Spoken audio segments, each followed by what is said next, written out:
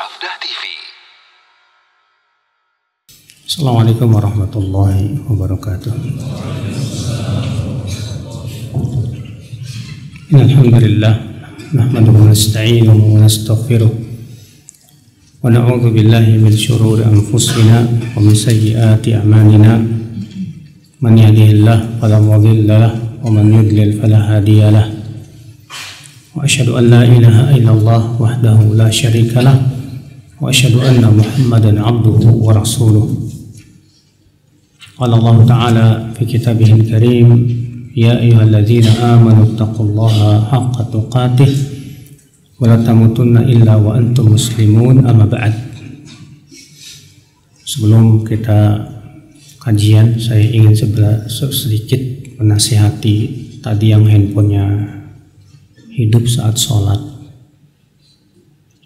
bahwa perbuatan ini sangat tidak terpuji ya. Kalau handphone itu hidup saat sholat, tidak apa-apa untuk dimatikan, tidak apa-apa walaupun kita sedang sholat, karena gerakan untuk perkara yang dibutuhkan boleh, dan mengganggu kekhusyuan orang sholat haram. Maka dari itu ya, saya nasihati antum yang berbuat tadi supaya tidak mengulanginya lagi, karena semua jamaah di sini saya yakin jadi terganggu oleh antum itu. Iya, musibahnya HP di zaman sekarang begini, Pak. Maka kalau kita mau sholat, periksa dulu HP-nya, ya, matikan. Pada pagi hari ini kita akan membahas tentang tema, yaitu menjaga ibadah.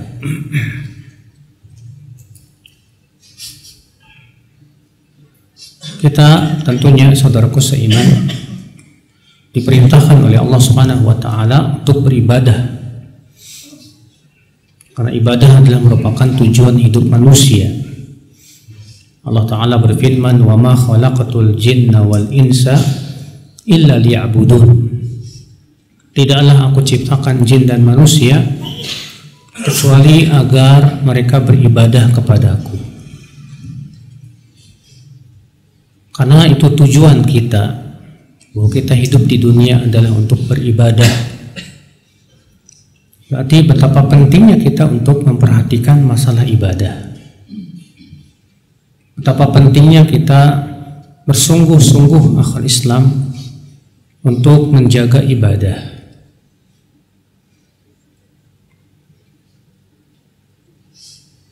Sebelumnya ada beberapa poin yang berhubungan dengan masalah ibadah.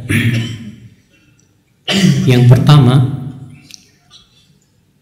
bahwa definisi ibadah, kata Al-Imam Ibn Taimiyah rahimahullah, huwa ismun jami'un likulli ma yuhibbuhu Allahu wa yardah min al-aqwali wal af'ali adh-dhahirati wal batinah. Itu sebuah nama yang mencakup semua yang Allah cintai dan ridhai. Berupa apa? Berupa ucapan maupun perbuatan, yang tampak maupun yang tersembunyi. Ini ada sebuah ikatan yang sangat penting sekali. Ibadah itu adalah sebuah nama yang menunjukkan kepada semua yang Allah cintai dan ridhai. Dari mana kita tahu sesuatu itu dicintai dan diridhai oleh Allah? Jawab, tentu dari wahyu. Dan yang mendapatkan wahyu hanyalah Rasulullah Sallallahu Alaihi Wasallam. Tidak boleh seseorang mengklaim bahwa sesuatu perbuatan atau amal dicintai oleh Allah, diridhai oleh Allah, kecuali dengan dalil. Ya. Maka ini menunjukkan bahwa Islam berarti bahwa ibadah itu adalah yang disyariatkan oleh Allah Subhanahu wa Ta'ala kepada hambanya melalui lisan Rasulullah sallallahu alaihi wasallam. Poin yang kedua, ya ikhwah, rukun ibadah kata Ibnu Qayyim ada dua. Rukun ibadah kata Imam Ibnu Qayyim ada dua. Yang pertama itu kamalul mahabbah, kesempurnaan cinta. Yang kedua itu kamaludzul, kesempurnaan ketundukan. Karena cinta tanpa ketundukan ya tidak berbuah ibadah, dan ketundukan tanpa cinta itu pun bukan ibadah. Disebut ibadah apabila ya terdapat padanya dua perkara.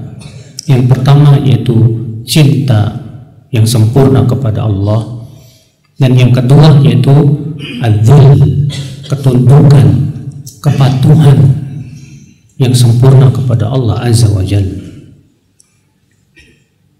Poin yang ketiga, akhi, itu tentang syarat diterimanya ibadah. Para ulama mengatakan bahwa syarat diterimanya ibadah itu dua. Yang pertama ikhlas, yang kedua apa? Ittiba, sesuai dengan tuntunan Rasulullah sallallahu alaihi wasallam. Mana dalilnya? Itu surat Al-Kahfi 110.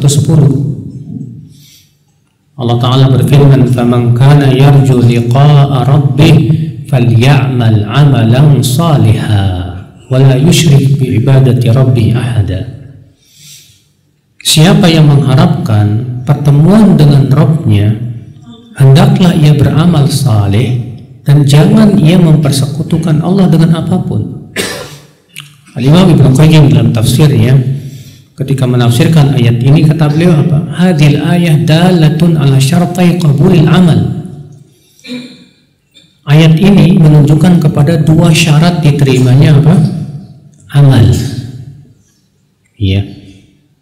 Yang pertama yaitu ikhlas, ditunjukkan oleh firman-Nya wala yusyrik biibadati rabbih ahada.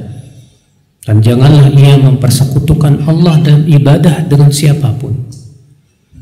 Yang kedua yaitu ittiba, ditunjukkan oleh firman Allah falyamal amalan salihah wala yakunu salihah illa bittiba'i sunnatir rasul. Hendaklah ia beramal saleh dan tidak disebut amal itu saleh kecuali dengan cara mengikuti Rasulullah sallallahu alaihi wasallam. Nah, ini syarat diterimanya apa? Amal. Ikhwata Islam, saudaraku seiman rahimani wa rahimakumullahu jami'an. Ini beberapa poin yang ingin saya sampaikan tentang masalah ibadah. Kemudian ya, menjaga ibadah. Menjaga ibadah itu bagaimana? Seperti apa? Yang pertama, menjaga ibadah agar istiqamah. Menjaga ibadah agar langgeng dan terus menerus.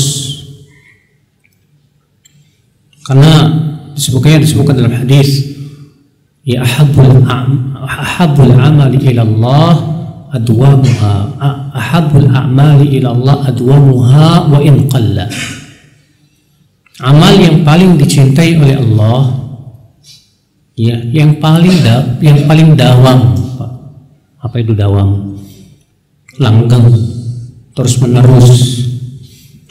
Wa in qalla, walaupun sedikit. Ya.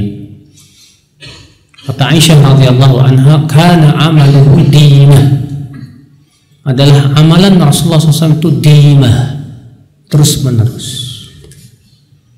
Aisyah radhiyallahu anha juga berkata, wa kana idza amila amalan athbatah. Rasulullah SAW kalau mengamalkan suatu amalan, biasanya beliau akan pertahankan terus. Ya.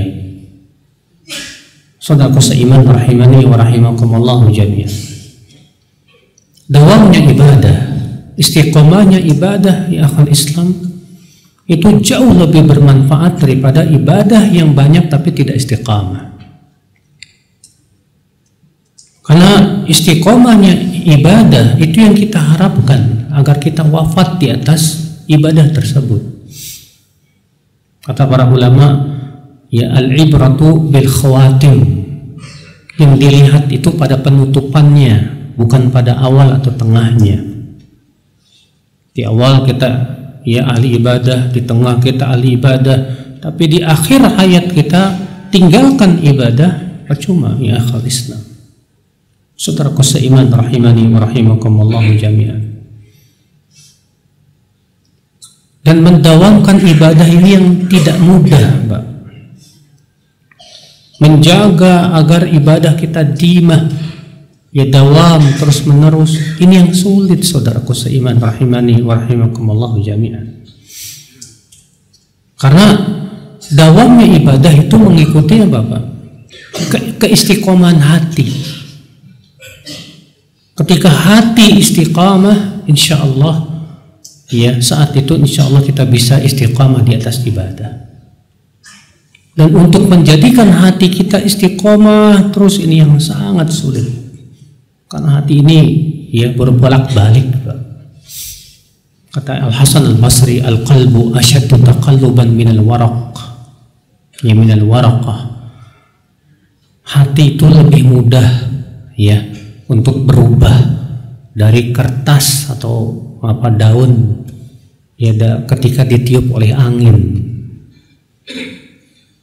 Ikhwata Islam saudaraku seiman. Karena hati kita ini, Pak, sangat mudah terpengaruh. Kalau antum asyik dengan sesuatu, hatinya biasanya ya akan berpaling dari yang lain. Akhi, anak anjurkan antum zikirnya dihentikan dulu. Ya, ilmu lebih baik daripada zikir pagi dan petang. InsyaAllah nanti antum selesai kajian, antum baru zikir pagi dan petang. Hati kita ya akhal Islam sangat mudah terpengaruh. Ya. Kalau kita ya asyik dengan sesuatu, biasanya kita akan berpaling dari yang lain. Kalau antum asyik dengan baca Quran, antum akan berpaling dari nyanyian. Tapi kalau antum asyik dengan nyanyian, antum akan berpaling dari Al-Quranul Karim. Kata Ibnu Qayyim, la yajtami'u fi qalbil 'abdi mahabbatan. Mahabbatu Al-Quran wa mahabbatu Al-Ghina. Tidak mungkin bertemu dalam satu hati seorang hamba dua cinta, antara cinta Al-Quran atau cinta apa? Nyanyian. Tidak mungkin ketemu, Pak. Orang kalau senang banget sama nyanyian, dia tidak akan merasakan nikmat dengan Al-Quran. Sebaliknya juga demikian ya akhal Islam, saudaraku seiman. Seseorang akan dawam istiqamah ketika dia sudah merasakan nikmatnya ibadah tersebut. Ini yang kita inginkan, saudaraku. Bagaimana supaya ibadah itu terasa nikmat di hati kita, terasa asyik, seperti halnya antum melakukan hobi antum. Ketika antum goes dan merasa asyik dengan goes, antum akan dawam istiqomah di atas goes. Iya. Tapi kalau antum tidak menikmati goes misalnya, anak yakin antum sekali udah selesai, kamu lagi kapok, capek. Demikian pula ibadah ya akal Islam.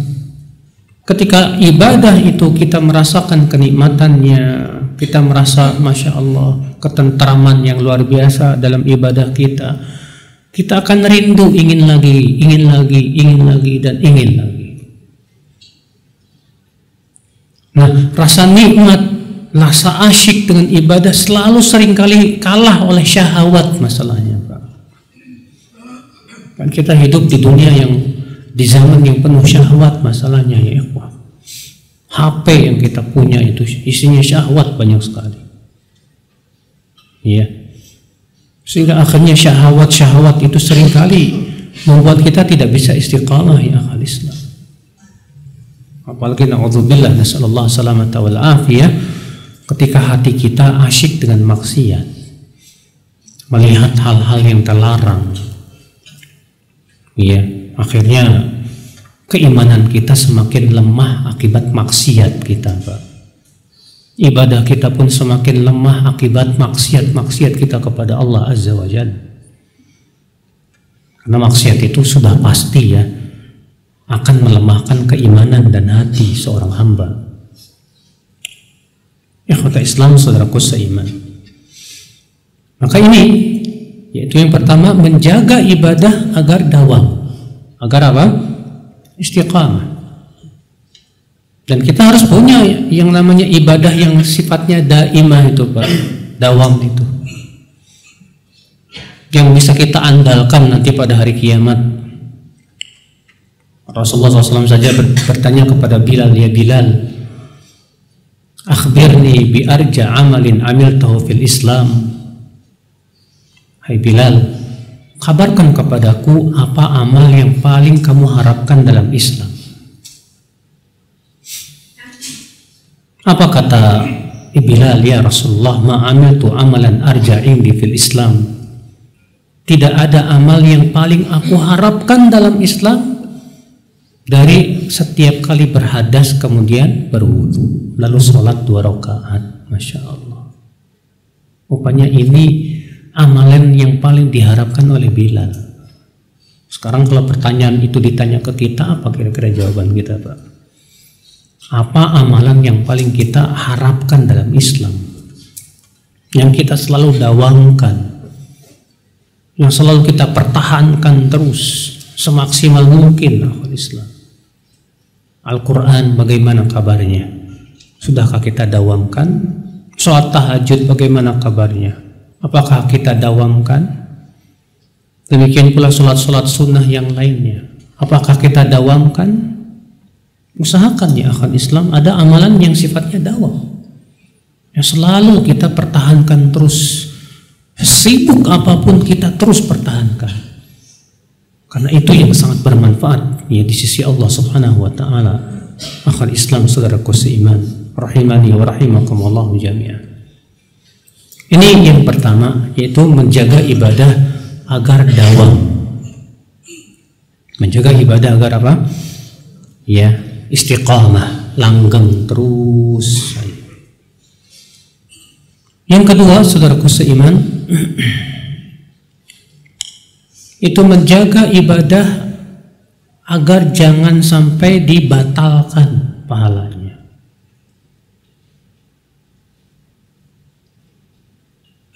Karena sungguh sangat merugi kita capek ibadah, tahu-tahu batal amalnya, Pak.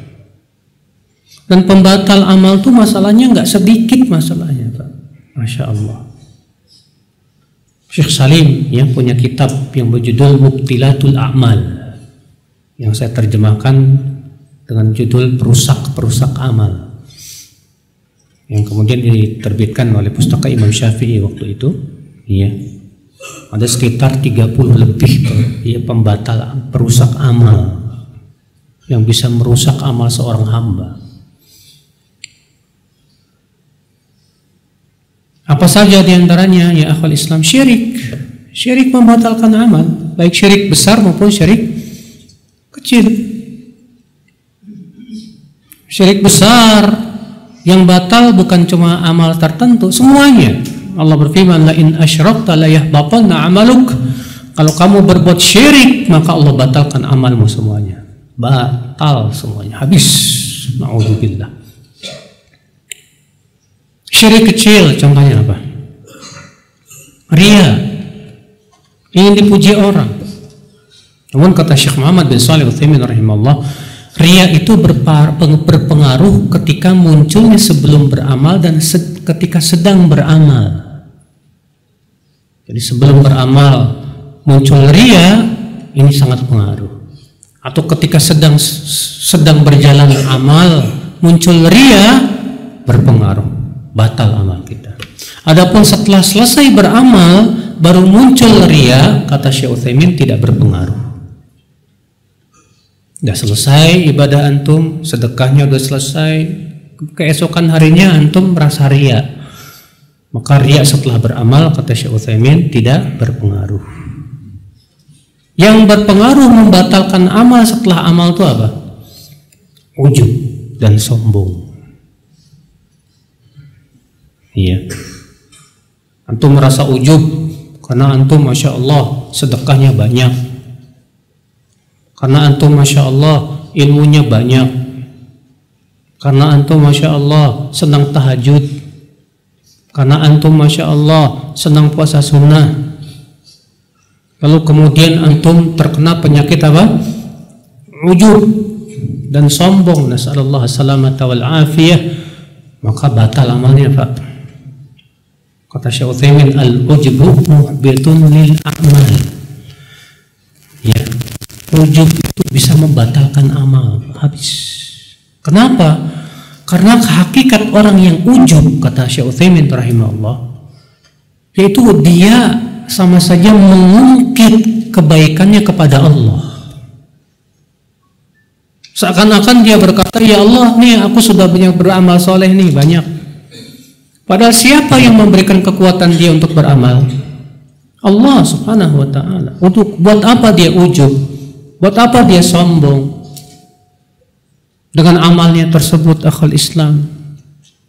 Padahal yang memberi dia ilmu Allah, yang memberikan dia kemudahan untuk bisa menghafal Quran Allah, yang memberikan kepada dia hidayah untuk bisa puasa sunnah Allah. Kok tiba-tiba lalu antum ujub? Maka Imam Al-Ajuri dalam kitab Asy-Syariah mengatakan bahwa ujub itu salah satu ya sifat orang Qadariyah, firqah Qadariyah. Tahu nggak firqah Qadariyah?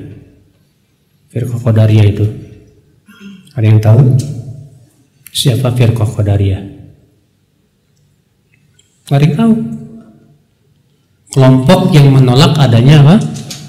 Takdir, dan mengatakan bahwa Allah tidak mentakdirkan perbuatan hamba, bahwa yang menciptakan perbuatan hamba adalah dirinya sendiri tanpa ada campur tangan dari Allah. Nah, orang yang ujub seakan menganggap amalannya tersebut dari dirinya sendiri, bukan bantuan dari Allah subhanahu wa ta'ala. Makanya ujub itu, Pak, ada jenis ya keyakinan Qadariyah. Saudaraku seiman rahimani wa rahimakumullah jami'an. Apalagi kalau sudah sampai kepada meremehkan orang lain karena kelebihan yang kita miliki, sombong, kibr. Ya, kibr itu sekecil apapun bisa menghalangi pelakunya dari masuk surga. La yadkhulul jannah man kana fi qalbihi mithqala dzarratin min kibrin, kata Rasulullah. Tidak masuk ke surga orang yang ada di hatinya sebesar biji sawi dari apa? Kibr, kesombongan. Iya. Melihat orang lain amalnya lebih sedikit, dia merasa wah, dia remehkan. Saudaraku seiman rahimani wa rahimakumullah jami'an. Ini ternyata bisa membatalkan. Makanya perjuangan kita untuk mempertahankan amal supaya tidak dibatalkan itu berat, Pak. Sebelum beramal kita harus berusaha untuk ikhlas, bersih dari riya.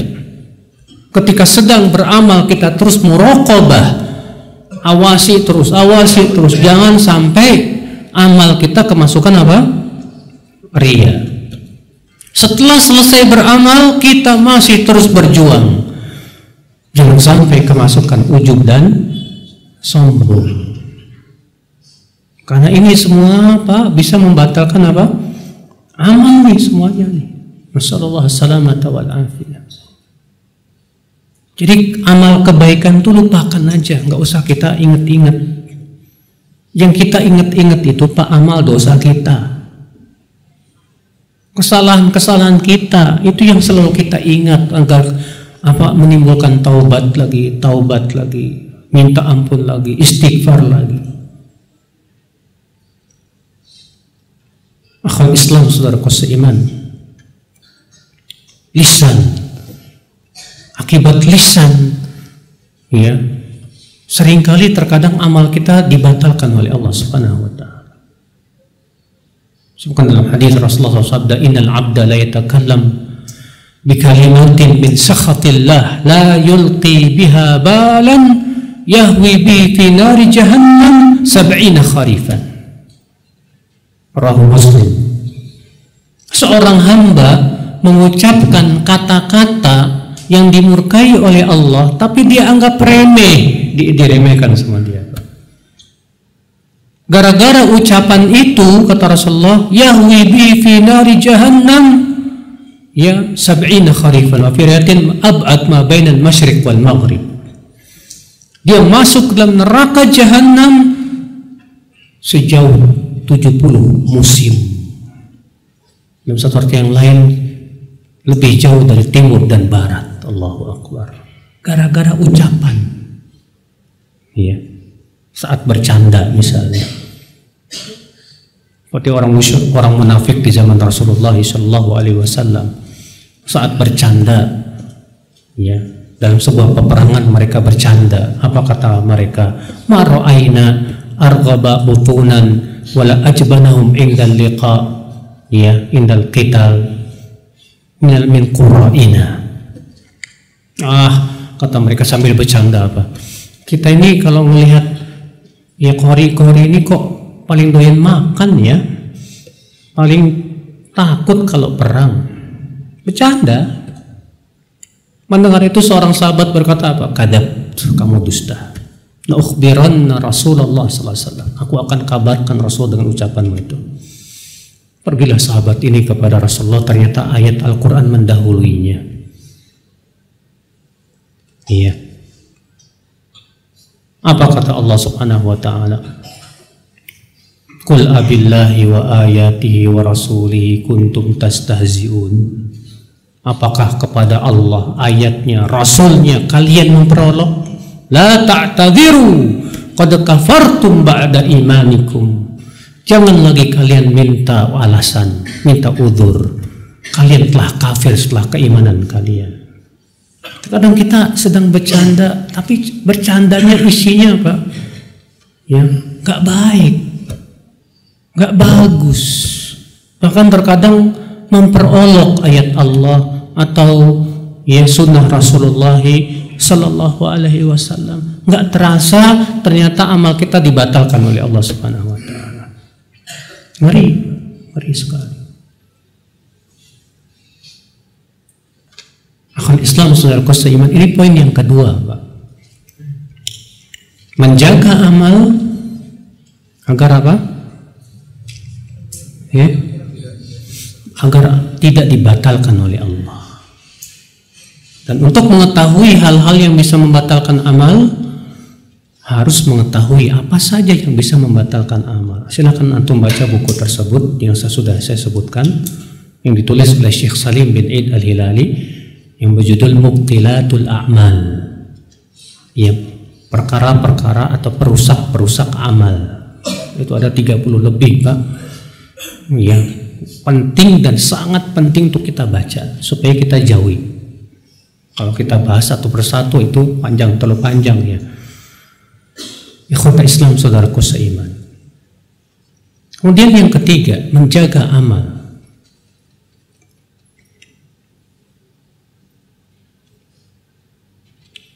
Menjaga amal agar senantiasa sempurna. Menjaga amal agar senantiasa ya sahih, benar.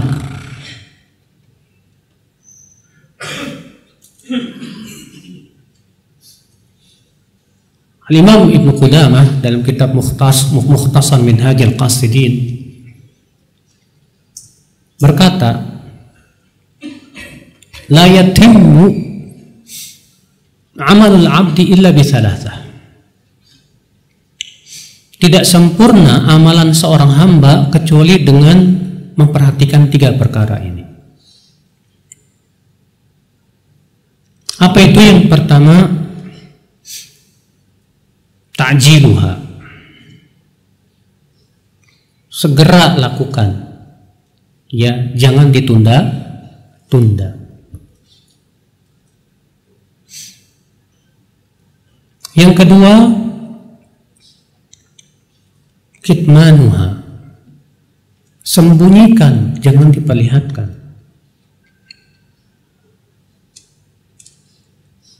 Yang ketiga, istihqaruha, menganggapnya kecil, sedikit. Jangan menganggap apa? Banyak, adamul istikthar.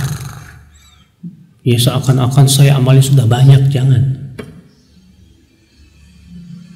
Ini 3 perkara kata beliau, ya, penting untuk kita perhatikan dalam beramal saleh, Pak. Yang pertama tadi apa?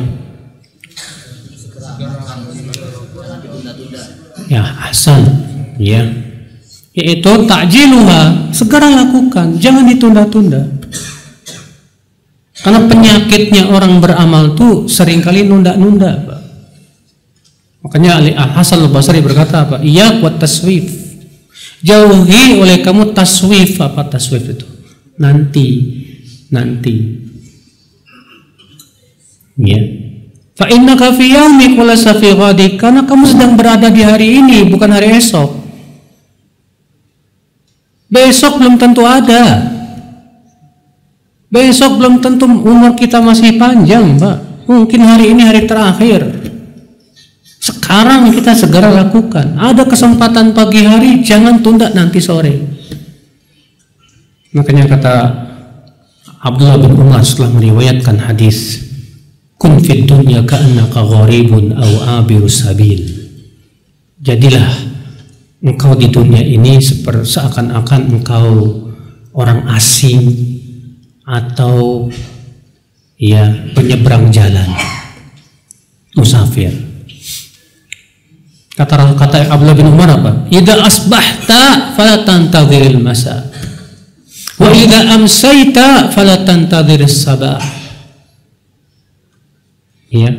Kalau kamu berada di pagi hari, jangan tunggu-tunggu sore hari.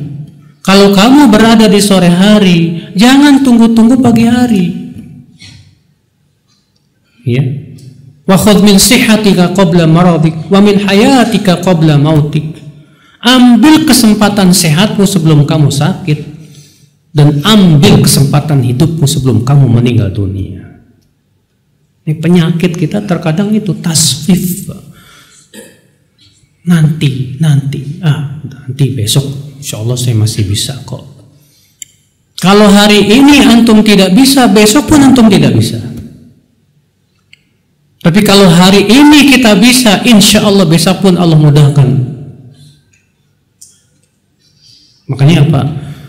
Dalam hal ini kita butuh ketegasan pada diri sendiri, Pak. Bilang kepada hati, tidak bisa ditunda, tidak bisa. Sekarang ada kesempatan, ya, saya harus gunakan kesempatan ini untuk beramal saleh, untuk kebaikan. Nanti sore wallahu a'lam, belum tentu ajal saya masih ada. Ikhwata Islam, saudaraku seiman rahimani wa rahimakumullah jami'an. Nah, ini yang pertama. Apa itu? Ta'jiluha. Segerakan. Jangan jangan ditunda-tunda. Yang kedua apa tadi, Pak? Kitmanuha, sembunyikan. Lalu salafus saleh berkata, uktum hasanatika kama taktum sayyiatika. Sembunyikan kebaikan kamu seperti kamu menyembunyikan dosa kamu.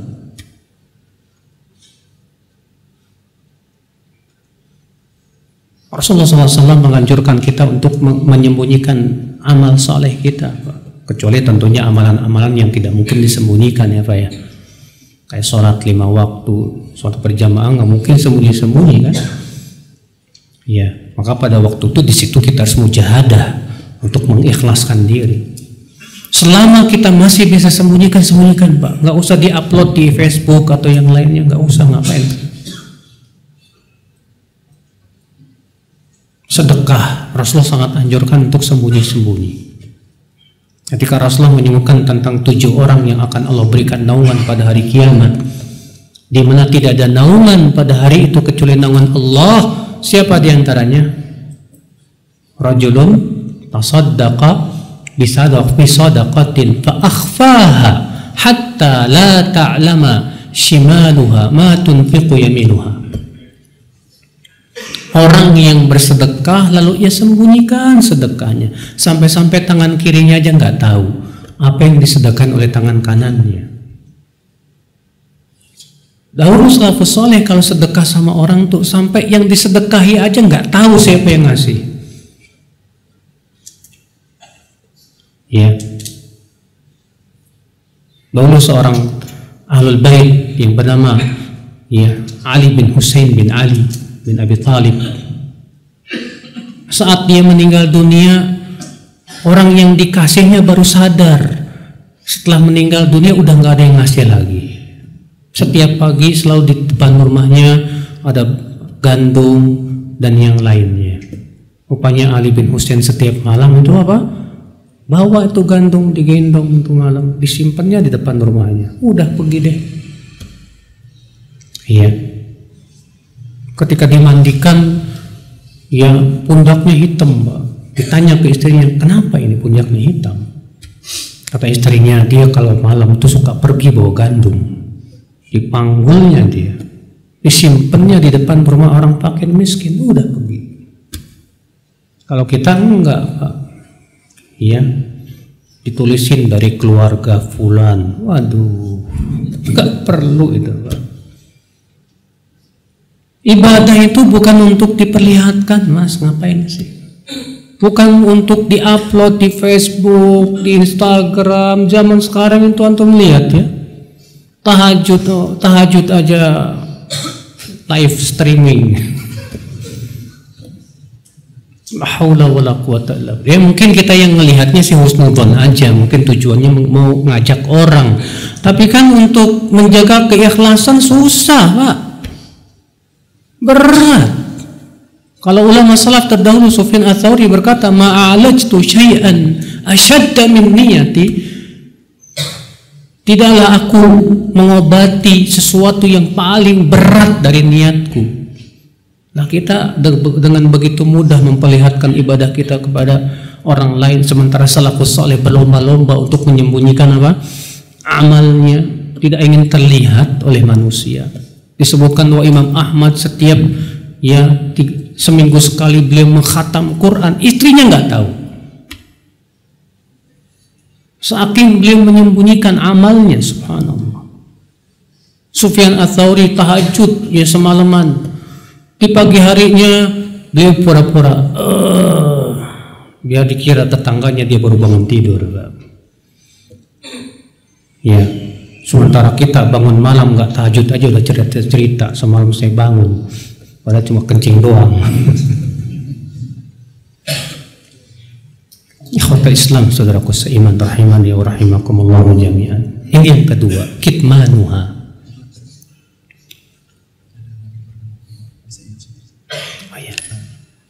Ada mobil warga mau keluar, mohon mobilnya itu nanti diumumkan sama beliau.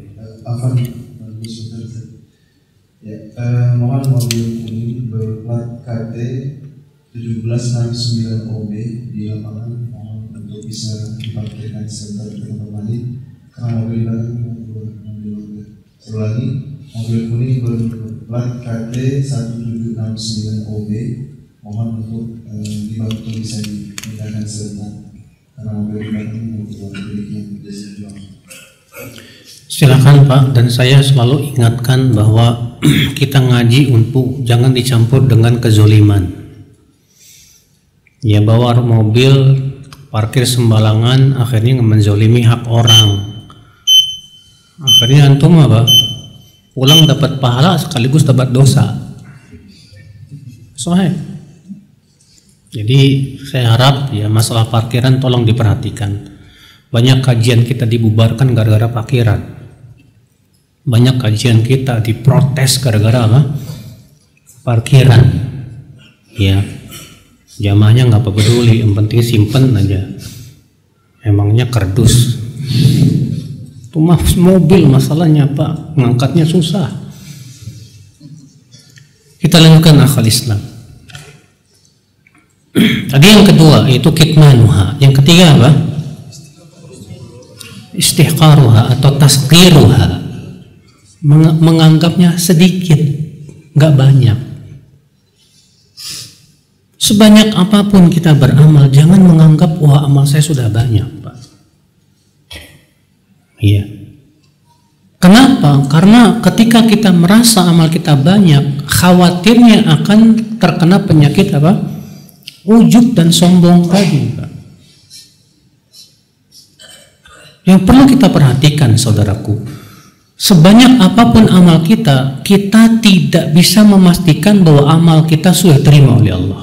Dari mana antum tahu kalau amal itu sudah diterima oleh Allah? Abdullah bin Umar saja berkata, "Lau a'lam anna salati ya maqbula indallah." Kalaulah aku tahu salatku, ada salatku yang diterima oleh Allah, itu lebih aku sukai daripada dunia dan seisinya. Karena Allah berfirman, "Innama yataqabbalullahu minal muttaqin." Sesungguhnya Allah hanyalah menerima dari orang-orang yang bertakwa. Maka dari itu ya akhwal Islam, jangan merasa kita sudah banyak beramal, jangan. Iya. Kita merasa amal saya sedikit, nggak banyak. Wallah nggak banyak.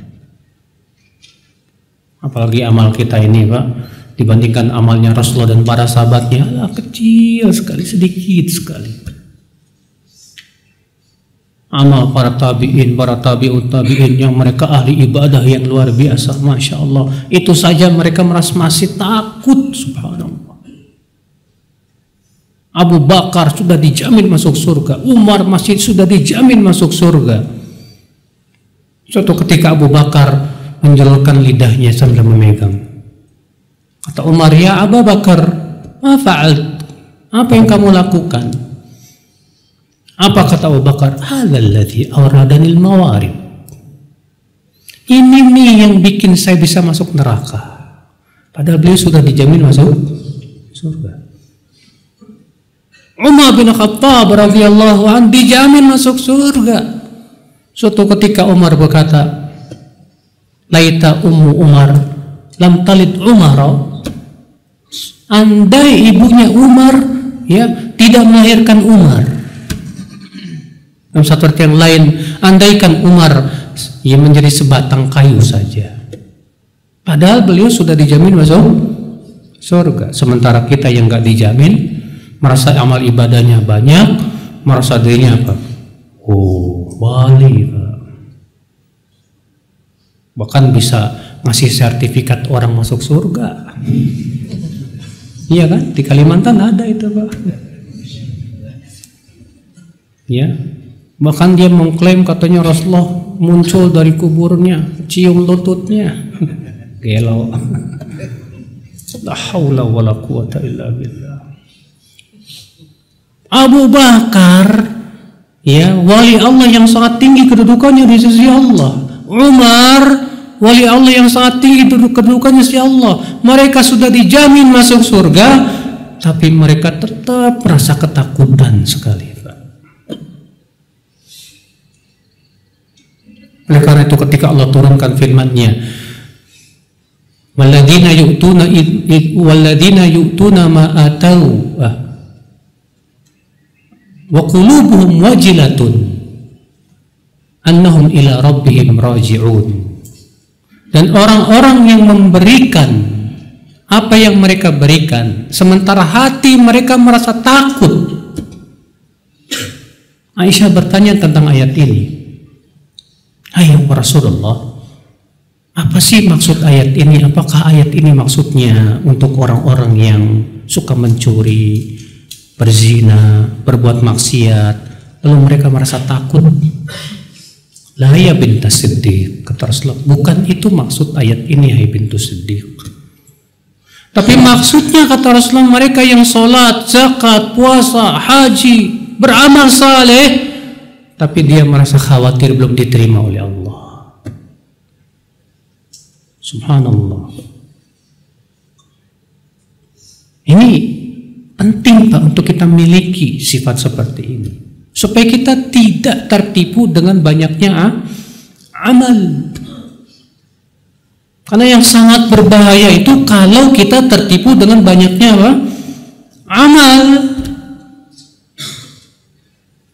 Al-Hafidz Ibn Rajab ya, ketika membahas sebuah hadis, itu hadis Arba'in Nawawiyah di nomor 4, hadis Abdullah bin Mas'ud radhiyallahu an, di mana Rasulullah sallallahu alaihi wasallam dia berkata, "Inna ahadakum la ya'malu bi amali ahli al-jannah hatta ma yakunu bainahu wa bainaha illa dhira' fayasbiqu alaihi al-kitab fayamalu bi amali ahli an-nar fayadkhuluha."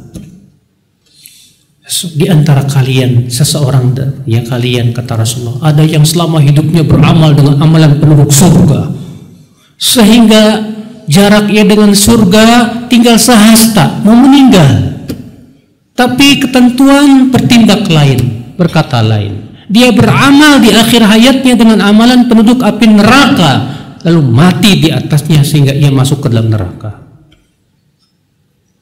Ada orang yang selama hidupnya Pak beramal dengan amalan penduduk surga, kok matinya su'ul khatimah? Kenapa?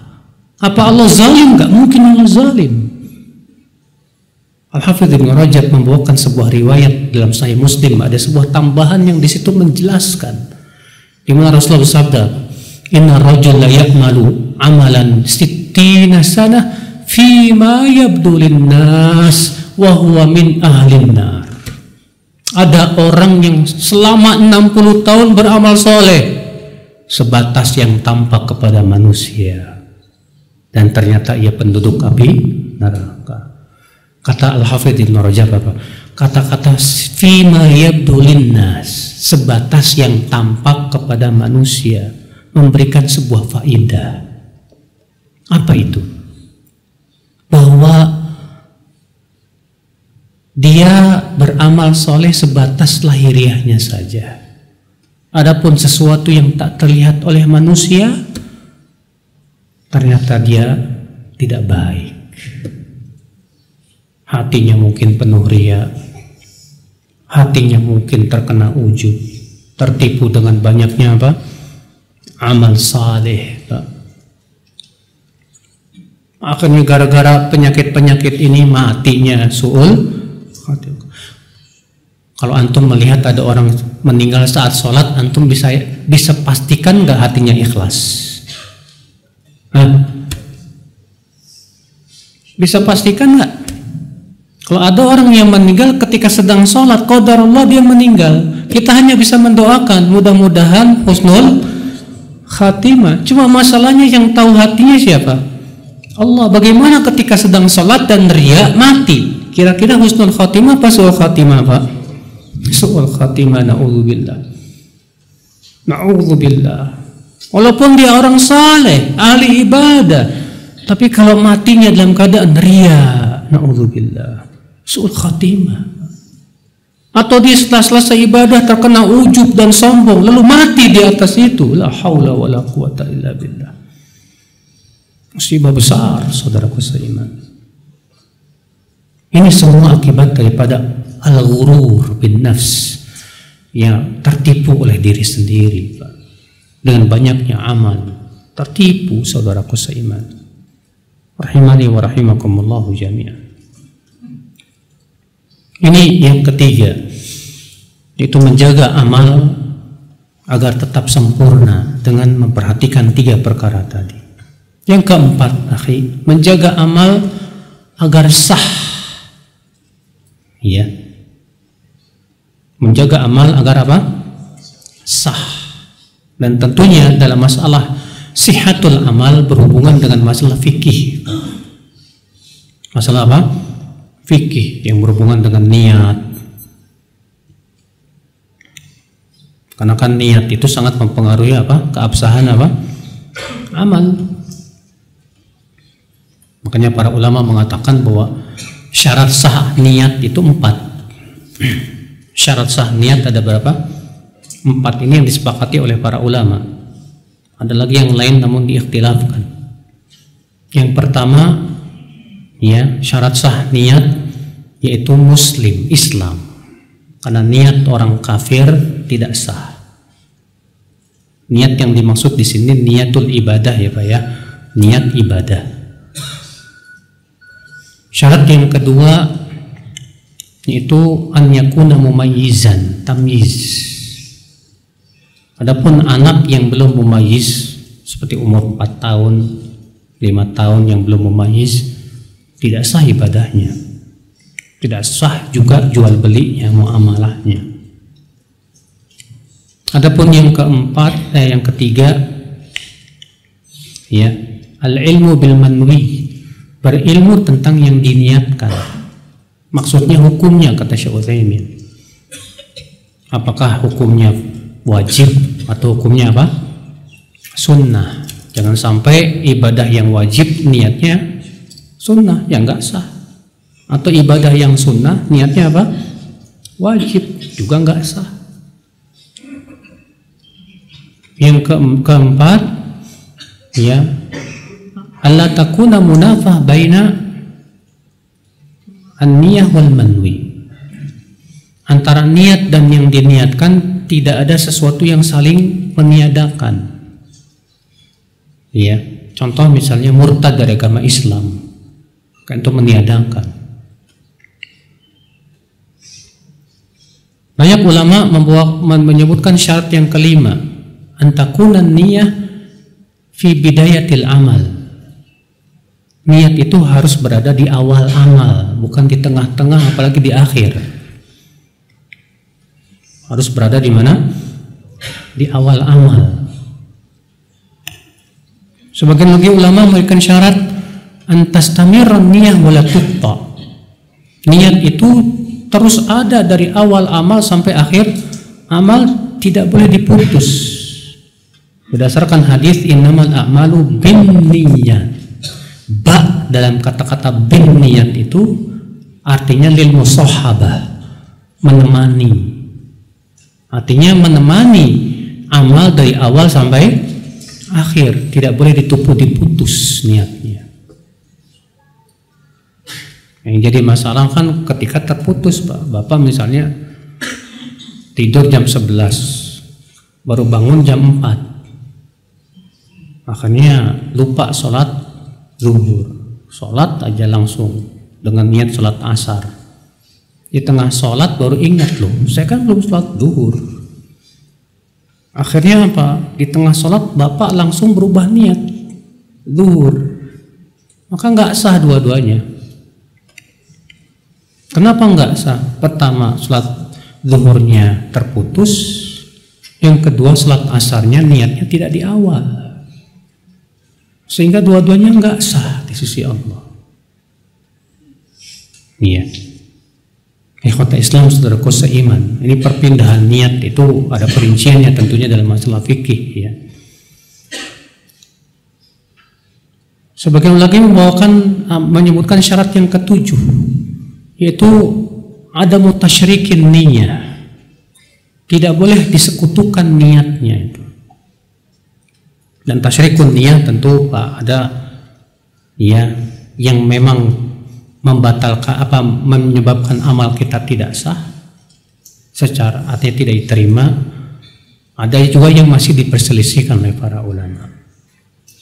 Adapun tasyrikun niyah artinya seseorang riya, ya, dalam artian ada niat karena Allahnya dan ada niat karena ingin dipuji manusia.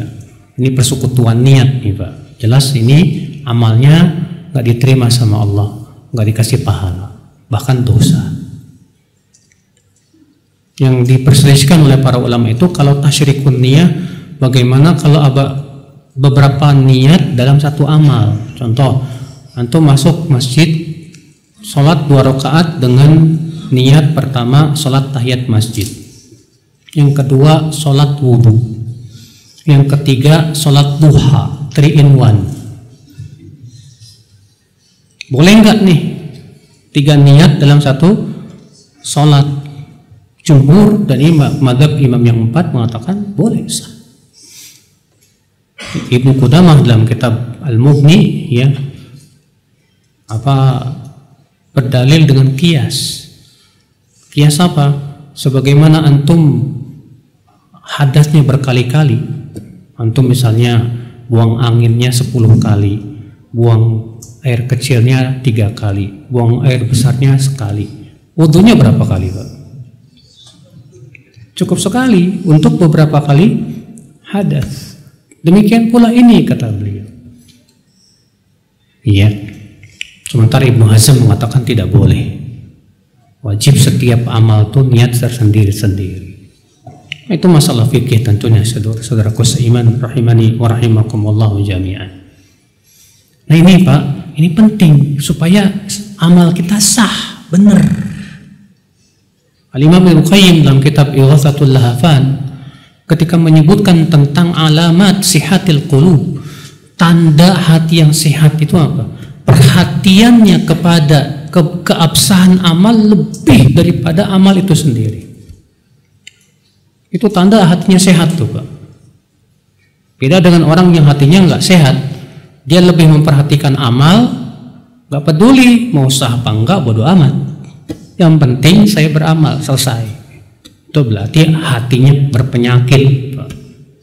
Kalau hati yang sehat enggak, yang dia perhatikan amal saya benar enggak nih, sah tidak, sesuai enggak dengan tuntunan Rasulullah Sallallahu Alaihi Wasallam. Nah ini dia saudaraku seiman, ya, banyak yang pada tidur. Kenapa ya Mas ya? Mungkin suara saya yang lembut kali ya Pak.